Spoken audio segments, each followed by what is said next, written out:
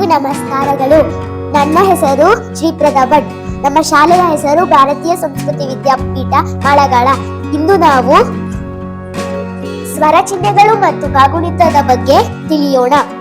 ಕನ್ನಡ ವರ್ಣಮಾಲೆಯಲ್ಲಿ ಒಟ್ಟು 49 ಅಕ್ಷರಗಳಿವೆ.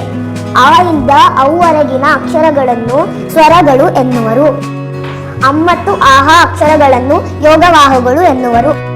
ಕ ಇಂದ ಲ ವರೆಗಿನ ಅಕ್ಷರಗಳನ್ನು ವ್ಯಂಜನಗಳು ಎನ್ನುವರು. ಈ ಸ್ವರಾಕ್ಷರಗಳಿಗೆ ಅದರದ್ದೇ ಆದ ಸ್ವರ ಚಿಹ್ನೆಗಳಿವೆ. ಈ ಸ್ವರ ಚಿಹ್ನೆಗಳು ಕಾಗುಣಿತವನ್ನು ಬರೆಯಲು ಸಹಾಯ ಮಾಡುತ್ತವೆ.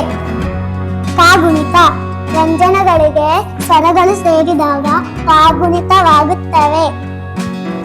ಕ ಪ್ಲಸ್ ಆಕ, ಕ ಪ್ಲಸ್ ಆಕ, ಕ ಪ್ಲಸ್ ಈಕಿ, ಕ ಪ್ಲಸ್ ಈಕಿ, ಕ ಪ್ಲಸ್ ಉಕು, ಕ ಪ್ಲಸ್ ಊಕು, ಕ ಪ್ಲಸ್ ರುಕ್ರು, ಕ ಪ್ಲಸ್ ಏಕೆ, ಕ ಪ್ಲಸ್ ಏಕೆ, ಕ ಪ್ಲಸ್ ಐಕೈ, ಕ ಪ್ಲಸ್ ಓಕೋ, ಕ ಪ್ಲಸ್ ಓಕೋ, ಕ ಪ್ಲಸ್ ಔಕೌ, ಕ ಪ್ಲಸ್ ಅಂಕಂ, ಕ ಪ್ಲಸ್ ಅಹಕಹ.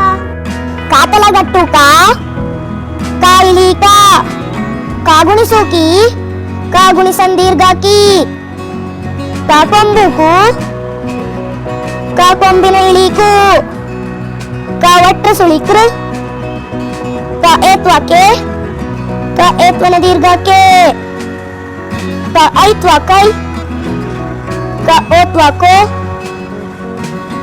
ಕ ಓತ್ವನ ದೀರ್ಘಕ್ಕೋ, ಕ ಔತ್ವಕೌ, ಕಾವನ್ ಸೊನ್ನೆ ಕಂ, ಕಾಯ ಸೊನ್ನೆ ಕಹ. ಧನ್ಯವಾದಗಳು.